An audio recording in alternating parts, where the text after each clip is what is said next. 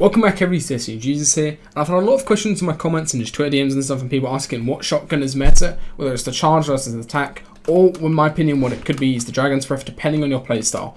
I'm going to in this video break down what I think the strengths and advantages of different guns, as well as the drawbacks, what playstyle you have to adapt, as well as some tips and tricks that you can do to improve your aim with all of the different shotguns, and also just get more kills more consistently and improve your playstyle to work around the different guns and figure out which one is going to be perfect for you.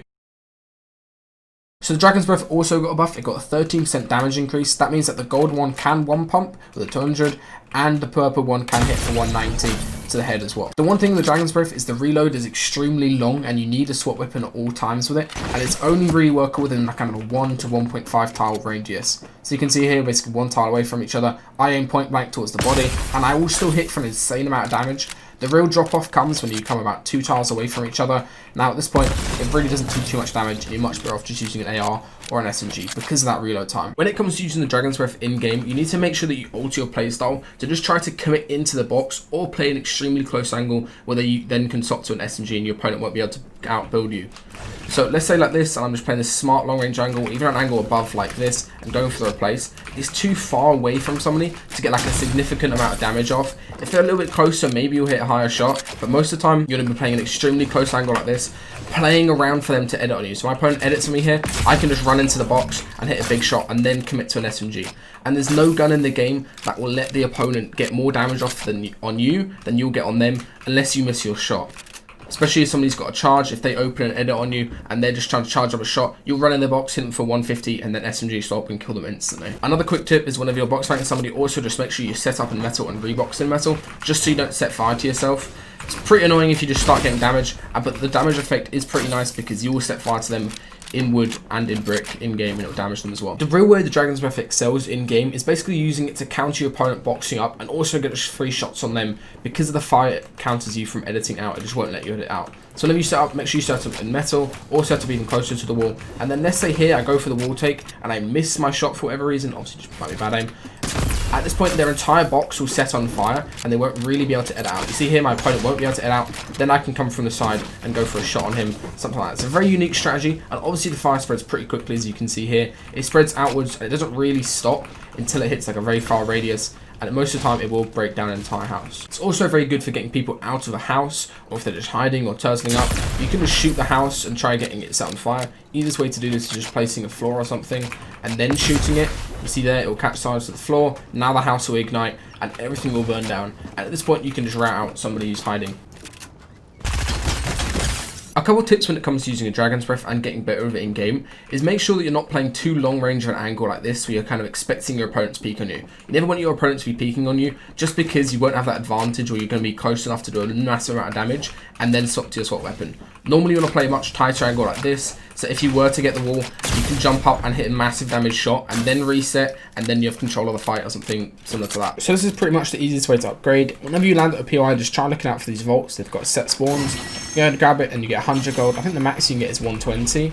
And then from here you just need to find whoever's landing at your POI, the actual boss. So I speak to Condor here, and here I can either buy a Dragon's Breath shotgun, which is obviously pretty viable, or if I go around and get some more gold, I can upgrade to a purple pump or purple tag.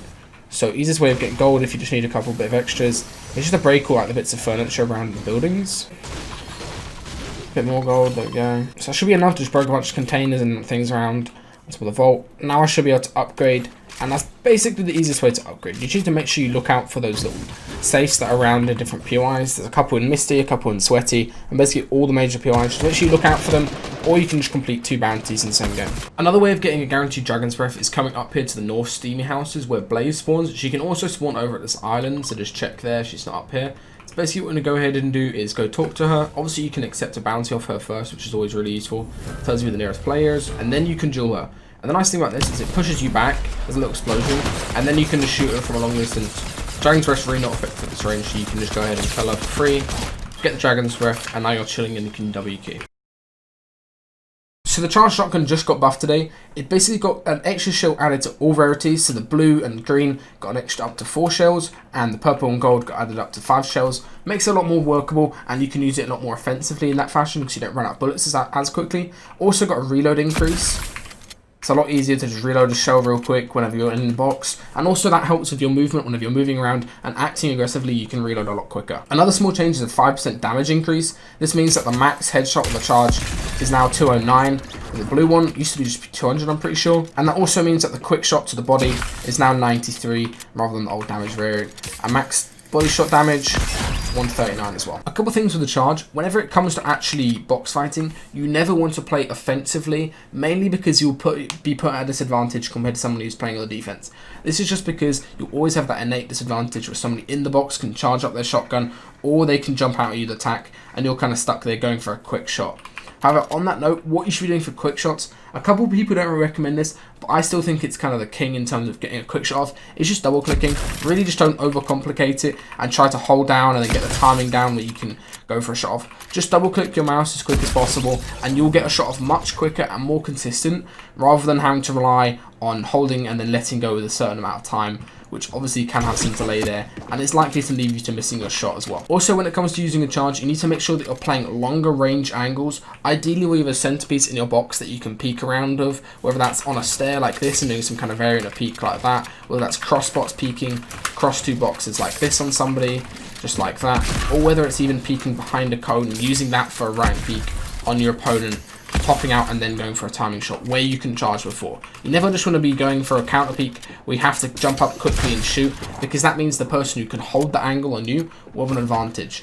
You'd rather set yourself up in a position where you can open and edit maybe, and then right hand peek into them while you charge and while you strafe. So again, what they're like, let's say for a pretty standard like click speak or just top right peanut butter edit, what you want to make sure that you do is, rather than doing this and jumping up and shooting, you want to instead edit like that, charge, and then go for a shot at the very top of your wall. If they commit into your box at this point, you can just flick over and go for a shot. You'd rather go for a shot like that, or instead what you can go for is go for a floor placement, charge, and then shoot just like that to catch them off.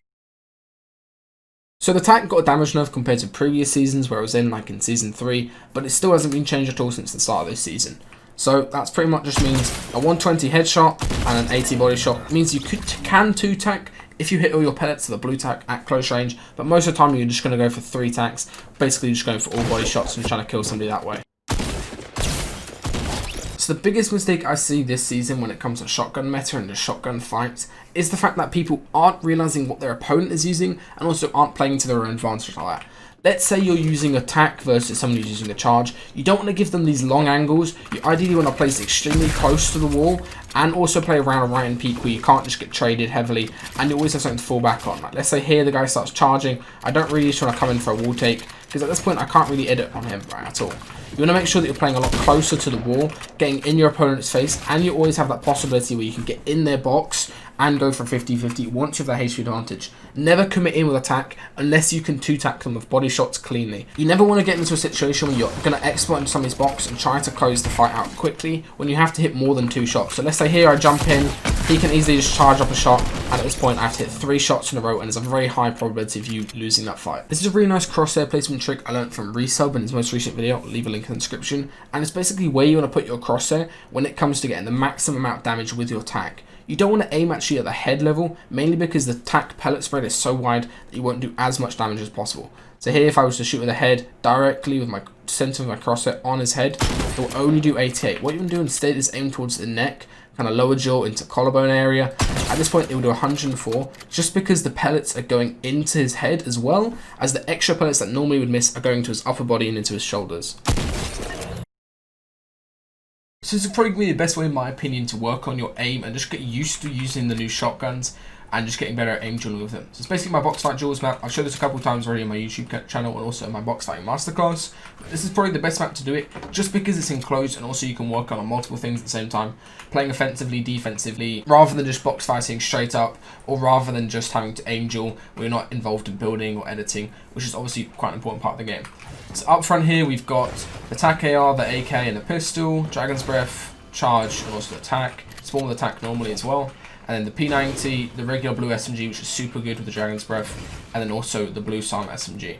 So then what you can do from here is go ahead and grab any of these HP options. I'd recommend just starting on 1000 or 2000, walking in here, and there's a whole lot of different things in here. I'd let you guys just check out this map code and go through and work through everything. You just need somebody to do it with you, and it is super fun, mainly because it is slightly competitive and just trying to beat your opponent or your teammate at the same time. So we're going to go ahead and box out just the default guns, which are the blue tac and the blue AR.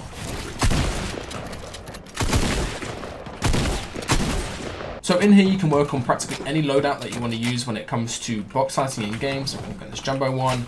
You can use the Dragon's Breath and the SMG as well, which is the one you're going to be using with it. Obviously, if you're both using a Dragon's Breath, it's going to be a little bit different playstyle, and also has the instant reload as well in this map, just so you can keep on aim drilling for longer. So you charge Tac AR, 1000 HP in a different map, just slightly smaller. So all the map sizes are just varying depending on what you kind of want to work on.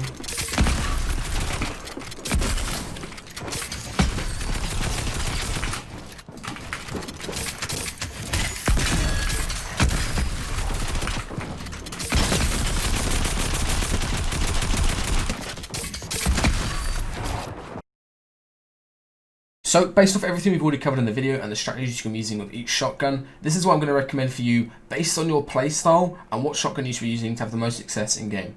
So the charge really isn't that viable if you're a high ping player. It can only really work if you fit a very specific niche where you're a defensive box fighter and you're very confident at W King, where you can hit a single shot and then carry on counter playing somebody. Obviously with that extra buff that it got yesterday, with the extra shell and the faster reload speed and a little bit of 5% damage increase, it is pretty viable at the moment and it's definitely pretty strong. The tac is pretty much going to be the go-to for this whole season, especially if you can do that gold trick and upgrade it to a purple tac. It'll be really, really good in game the majority of the time.